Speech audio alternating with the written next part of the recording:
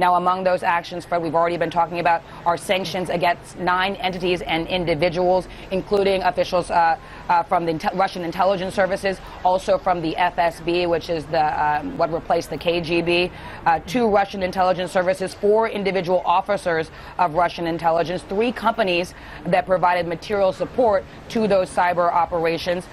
Also, the Secretary of the Treasury is designating 2 Russian individuals for using cyber-enabled means to cause misappropriation of funds and personally identifying information.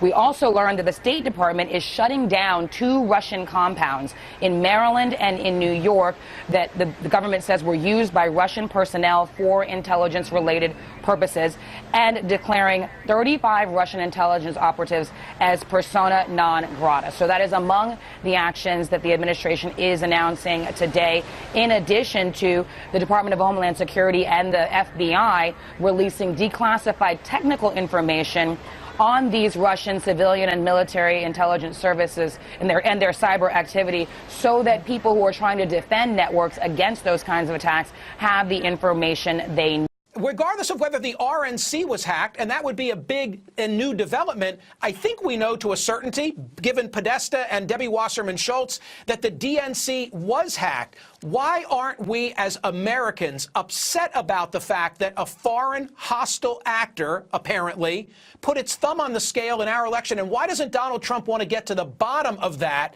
as he takes office? That's the issue. Well, first of all, okay, there's a couple things. One is I am outraged. I don't think any foreign entity, any individual, any entity. Well, why don't you say that? And why didn't Trump say that in the statement Michael, last night? That's what I haven't heard. Stop and let me. Okay, I just said it. Let me actually take yes for an answer. I said it. Okay? I don't think, Donald Trump doesn't think, no one thinks that a foreign entity should be interfering with the U.S. elections. Bottom line, full stop, I said it. Now let's get to the... Well, President-elect Trump said yesterday and today again that you have to catch these hackers in the act. And actually, he may not be aware, he may not have been briefed that our firm CrowdStrike actually did catch them in the act. When the DNC hired us back in May, we actually came in and deployed our technology called Falcon on all the systems inside their corporate network. We actually watched these adversaries for a number of days and weeks as we were preparing to kick them out. Who were these adversaries? Who were these people that were actually doing the hacking of the DNC? There were 2 groups, 2 independently working groups that we associate with Russian intelligence agencies. One of them we associate with GRU, the primary military intelligence agency in Russia that is responsible for what in Russia they call active measures, disinformation campaigns such as this. They're also responsible for the takeover of Crimea. You may remember the little green men taking over military bases in Crimea. Putin had actually admitted that these were GRU operatives. Tonight, Moscow says the hacking allegations against Russia are groundless. Vladimir Putin's spokesman challenging America to prove them.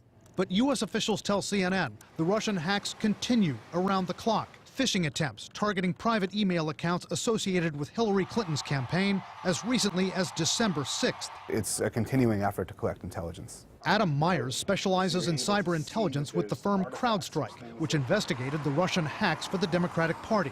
Myers and other experts have new information tonight on operations inside Putin's hacking teams, which they say are as talented as they come. When it comes to espionage and offense, they are fantastic. They are close to the best in the world, probably right after our own here in the United States. CrowdStrike discovered that a Russian hacking team called Cozy Bear first penetrated the DNC in the summer of 2015. CrowdStrike says that team, also known as the Dukes, or APT-29, for Advanced Persistent Threat, is tied to Russian intelligence. In March of this year, CrowdStrike says, another Russian hacking team, Fancy Bear, began targeting the Democratic Party. Fancy Bear is believed to be commanded by the GRU, Russia's military intelligence agency. What are the tools they use? What these tools allow them to do is to access the computer, to download files, to upload files, to execute commands, to even take pictures of what's going on the screen. This is apparently the bogus email that opened Pandora's box at the Clinton campaign. Quote, someone has your password, says an email to campaign chair John Podesta in March, posted online by WikiLeaks.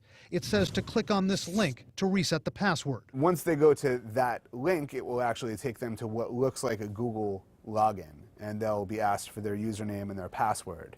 And when they provide that username and their password, it will forward it to Google, but the attacker actually now has a copy of their username and password. A technique used by what's believed to be an army of at least 4,000 Russian cyber agents.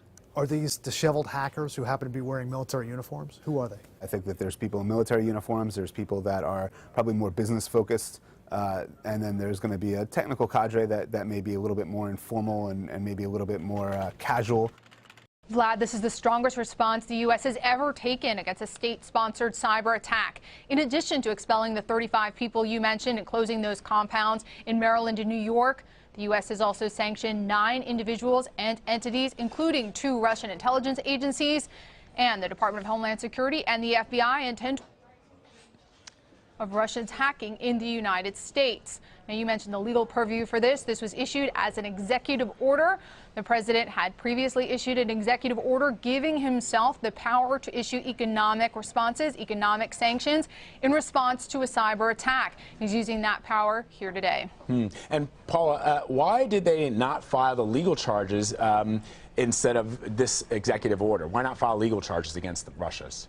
That's a great question. We don't see any indictments here today. They say there may be further action, but Vlad, historically indicting, criminally charging individuals who are hacking on behalf of a nation state hasn't proven to be very successful for the Department of Justice in the United States. I'll use the example of the PLA hackers, the people who were hacking on behalf of the Chinese. They were going into companies in Western Pennsylvania, stealing intellectual property, stealing plans for certain technology. The United States indicted them. But Vlad, that was several years ago, and none of those people have been extradited here to the United States, and there's no reason to think that they're not still in China and still hacking for the government. It was a little embarrassing for the United States, so that's probably one of the reasons they have chosen not to file criminal charges in this particular case. Does this action and will this action actually deter Russia or any other state or entity that would seek to harm the United States using cyber warfare? It's not clear, Vlad. The tricky thing about sanctions is that you never really know specifically what their effect will be. The Obama administration has really favored sanctions. They say sanctions like these are sophisticated, they are specific, and they are targeted. They hope that these will be a deterrent, but you never know specifically what will happen when you take action like this, because really, Vlad, as we all know, this is an unprecedented situation. So can President Trump, just in the same way that President Obama used an executive action, can President-elect Trump do away with this executive action should he choose to? Legally, yes, he could do away with this. He could amend it. He can do anything he wants to an executive action once he takes office. But if he does that, he's essentially going up against his party in Congress. Vlad, these sanctions, these actions, these have bipartisan support in Congress. So if he chooses to exercise his legal right to amend these or roll these back, he's going to face a fight with his own party in Congress, many of whom he needs to vote to confirm his nominees. So a legal fight, yes, he would win. A political fight, it remains to be seen whether or not he wants to take that on, and certainly whether or not he would win that political fight.